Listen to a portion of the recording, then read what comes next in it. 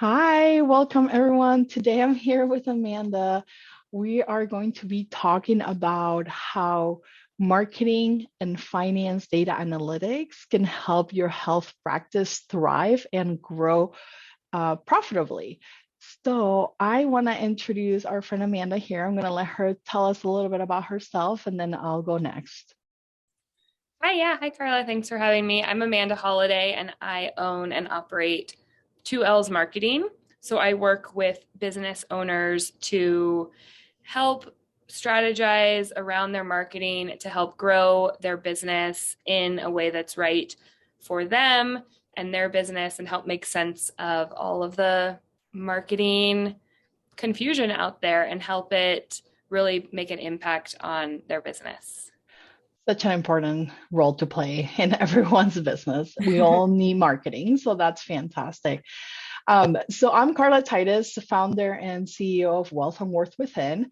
I've been consulting for business owners for the last 5 years on everything finance, but today we're going to specifically be talking about data analytics and how that can help your practice grow profitably. I have a background in corporate finance planning and consulting as a CFO of small businesses, and my mission is to empower business owners to utilize their numbers, take control of them, and run successful, profitable businesses. So, with that, we're going to go right into talking about how we can help your health practice do just that. So, I want to start with kind of the starting point on how we got involved in supporting health practitioners and their practices with both their marketing and their data. So I'm going to turn it over to Amanda again to tell us kind of what is the state where the business comes to you and needs some marketing help, and what does that look like, and then what are some steps you take to help them with their marketing, and then we'll weave in what we do on the data analytics after.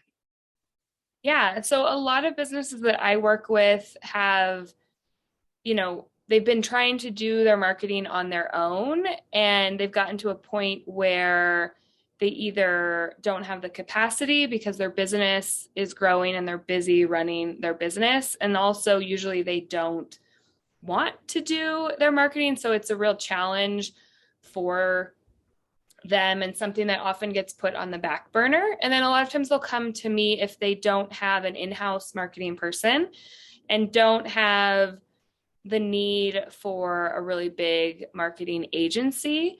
So they come to me. I'm kind of like a one woman agency for small to medium sized businesses who don't need necessarily someone on their payroll for that. And they want to outsource it, get it off their plate, but keep it really cohesive and consistent. So, Yeah, yeah. and we help them budget for that. So Yeah. that is perfect because we know we have an allocation and a, sum available as they outgrow their capacity or ability to manage everything in the business. Because we all know business owners are doing way too much on their own. And then they finally decide they want some help. We help them plan and budget in their business an allocation towards marketing. And that's kind of where you come in to play that role to help them do it for them, right? And make sure that someone is taking care of it. Because as we know, marketing is what brings in sales, what brings in revenue, and that is a requirement for businesses to keep running. Cash in the door, important. So we want to make sure that marketing is consistent and starts. So when they come to you with that kind of problem in mind, what is that starting point that they come to you in, and like, what do you do to kind of help them?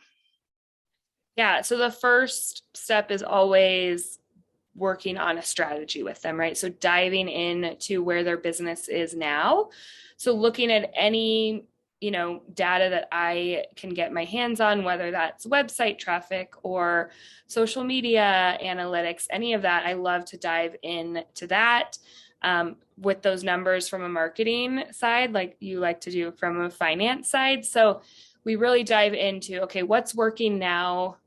Who's your audience? Who are you talking to? And what are the most strategic ways with the budget that you have that we can reach the right people to help your goals? So we look at, where you're at, where you want to go, and then build a strategy around that we know we can implement successfully based on resources, budget, time, all of that stuff. So Yeah, that's fantastic. Thank you for walking us through those steps because I think a lot of people have questions about what it looks like to work with us. And so, to kind of enhance what you were just saying around the data and the numbers, because it is the world I live in too, is you start to look at the analytics for the business and decide what the next best step is going to be for them. We do the same thing on the data visualization side for a health practice is we look at what data they currently collect. We start to structure what data they might need in the future and how those views are going to help them make better decisions. So just like with the marketing side on the data insights from social media and any other places that they're drawing their data from, we're also trying to build the data infrastructure needed to be able to create the dashboards. And we'll be showing one today. So it's going to be really interactive and exciting to be able to see an example in action of the work that we both brought together.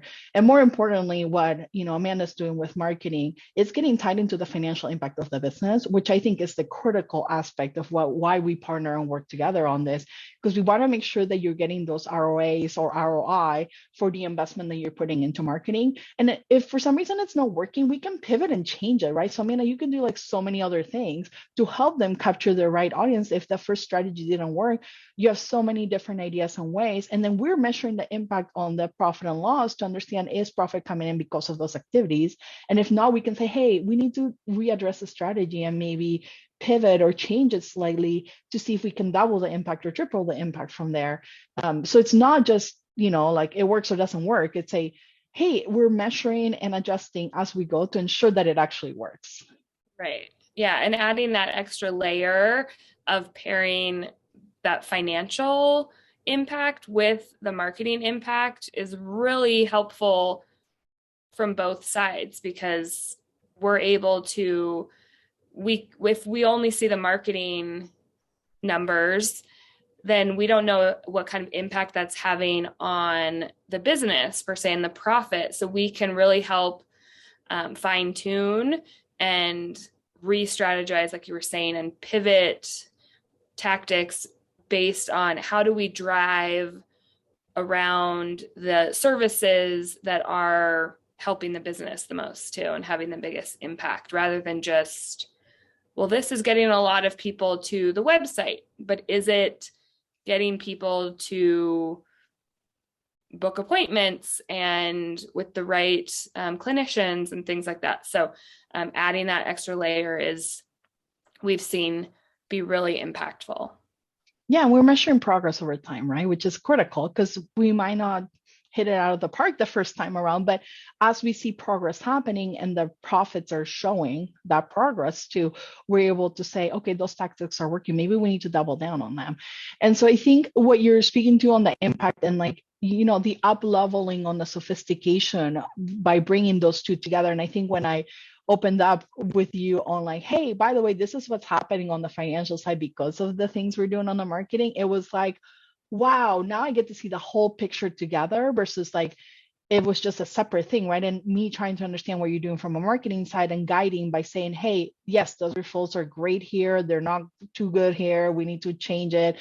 Was just such a higher impact we were able to deliver for clients because we were coordinated on the efforts and really understanding, those layers of additional data that connect and how they connect and bring that impact, positive impact to the client. Right. Yeah. And it really shows the progress of the practice as a whole too, when you're getting to that level and wanting to make, little things can make a big impact on the business, and having that holistic view has really helped shift from, making assumptions to really looking at things for like the reality of what they are. And sometimes CEOs don't always want to, they can be scared of the reality, right? But having, someone like you and me to help them kind of view it from a realistic and, constructive and positive perspective is really helpful too. So it's not just numbers in their face, right? We're helping it then makes sense of it for their business. Yeah, numbers don't lie, and sometimes they're not as great as we want them to be. But the key is to be okay with it, absorb it, have someone to guide you through how you make them better, right?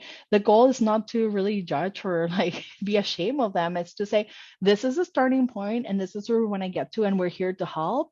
And here's how we're going to go achieve those goals to improve on those numbers, right? So even if they're not great or you don't love them, it's okay. We can help you change that reality, but we got to start looking at them. We got to start managing the margins and the profits in the business to make better decisions. And adding that marketing intelligence to our decision making is going to be key. And enhancing it with the financial outcome is going to make your practice even more successful and grow quicker and more profitably over time, because you have the data insights that maybe your gut's telling you is right, but sometimes we're not always right. And so double checking with the data to ensure that it's actually what's happening in the business is really key for the success of the practice. So what do you think if we dive into an example of what the dashboard looks like? I was just going to say, let's check it out. What are we waiting for? I know. We've just been hanging on. It's like making everyone wait, but okay. So we're going to go walk through tab by tab, just going to give you an idea of what this might look like for a practice. And we customize this for each individual client, because both Amanda and I are doing strategy sessions to align on goals and what the client needs for their practice and their data. So we've used some just example data that we have to show you what's possible and like why you might want to even take on this kind of service for your practice. So starting with like a CEO dashboard, you're busy running your practice, right? You have so many clinicians, you're trying to expand and grow, and then you have to do all the, different things that you haven't outsourced yet, but you can. And this could be one of them. Starting with like understanding what are the number of calls or inquiries you're getting into your practice that's actually converting to scheduled, like booking an appointment with one of your clinicians, therapists, whoever you work with. And then actually people showing up to those appointments, because believe it or not, people actually cancel, don't show up, or things happen. And you actually want to measure like what is that conversion rate over time and how is that changing to make sure that your practice is driving the right marketing strategies to get people to convert all the way to the end. Now, the ultimate goal will be to retain that client longer term. So your practice is, not looking for clients all the time, or can keep their existing clients with them long term. That will be the goal. And in this financial dashboard, we've added the financial aspect of it to give you a really quick glance on what's happening, what are the margins, what is the profit that your business is making, are you spending too much, are you not making enough? We want to make sure we're also, using marketing to enhance some of those inputs and change the direction if it's not what you desire. And then we're also measuring client satisfaction, because as a practice, you probably want to know how well are we performing for our existing clients. Are they happy? Hopefully they are, and they're staying with you longer. If they're not, that's an opportunity for you to go capture, those clients back if they left or something happened. Now I'm going to let Amanda kind of walk us through the marketing side, because this is like her area, and we build this based on the things that she does, and then we're just graphically representing the work that she's done. Yeah, so we always are looking at website traffic and where that traffic is coming from, and especially pairing the marketing with the finance data is looking at the traffic that we're paying for, right? So we look here at paid ads and where that traffic is coming from to make sure that balance is there, and looking at, seasonality as far as increasing spend, and also the impact of if we spend more, are we getting the results that we want to see, so we can adjust budgets accordingly as well. So it's nice to look at this and those percentages. Yeah, and it's a really quick snapshot of what's happening. If you're not a numbers person and you really don't want to dive into the details of the number behind it like Amanda and I do, then this is the way to look at it, and a quick nice graph that tells you what's happening, is it improving or not, and then you can just walk away and be like, okay, let me go run my practice now, or let me go double my marketing budget and then I'm going to go run my practice, right? Because then you know what's happening and the results is having on your business. Additionally, you want to start looking, over time on just like, again, more conversion rates. We try to track everything that's important to a practice to answer the questions. of what they want to improve on. So not all of this is applicable to everyone, right? Everybody has different goals, but I'm just kind of sharing with you some things that we do for clients where they can see, reasons why people didn't convert, which might be an opportunity again to go, change the marketing strategy or message differently to make sure it resonates with the right people. And this is where Amanda can do more of her work, right? And in some cases, if they need insurance, that might not be something Amanda can fix, but it's something to be aware of, right? Like why the client didn't sign up. Maybe it's not because they don't like you or they don't want to work in your practice, because maybe they can't afford it, and that's okay, right? So there could be, we need to just understand what are the reasons. And if we're okay with that, no problem. Like maybe we're private pay and that's okay. So it depends on the type of business you have. We can measure different things. You also want to understand maybe where your clients are coming from, what type of clients you have, in which locations are clients most visiting or more popular, because then that also can tell you if you should have that many offices or maybe reduce the number of offices or go beef up the marketing on that office that's not doing as well, right? Because now you have a way to compare your different offices in the practice. And then again, just kind of measuring, what's happening with the increase side of things to make sure this healthy and it's converting over time. So we kind of keep an eye on that as we're following up all the way to a paying client. Yeah, and those visualizations are really a good example of that assumption versus reality as far as client type or where clients are coming from, especially clients that convert, right? Not just inquiries. But you could think you have a certain client type that is most profitable, but being able to either confirm that or see that that's not the case is really helpful from a marketing perspective to be able to promote and reach the right types of clients and patients. Yeah, so this data is super helpful for Amanda to be able to understand what the next strategy should be and talk to the CEO about the changes she would propose and want to make. Without this data, it's really hard to know, because how will we know, right, where they're coming from, or do we need to change it? We would just be assuming, oh, it's working, and then off we go, and we're not really sure. And, right. And it might be working, but can it work? But can it work better? Exactly. So. What other actions can we take, right, to improve on it? Absolutely. Here's a little bit around just referral source, because a lot of work happens with that. So just making sure that there is some information on where the traffic's coming from, which then would point to the work Amanda's doing on like doubling efforts in certain, social media or Google searching engine or anything else. Maybe the website needs to convert better. Where's that coming from? It's important. And then we can take a look at, revenue per clinician, number of sessions, like just metrics that might be helpful for your practice to be aware of.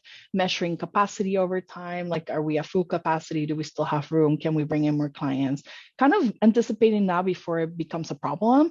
So you need to do more marketing because you need to be at full capacity, or maybe you're already at full capacity and don't need to do as much marketing. Just keep it maintenance or consistent at this point. And then lastly, just like, clients versus appointments, just understanding the relationship between that.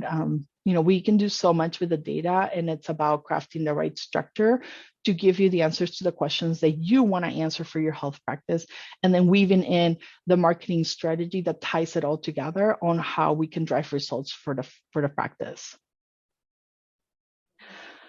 Awesome. Well, that was the dashboard and how we use both marketing and data analytics and on the finance side to drive results. Is there anything else you would add, Amanda, to wrap us up today?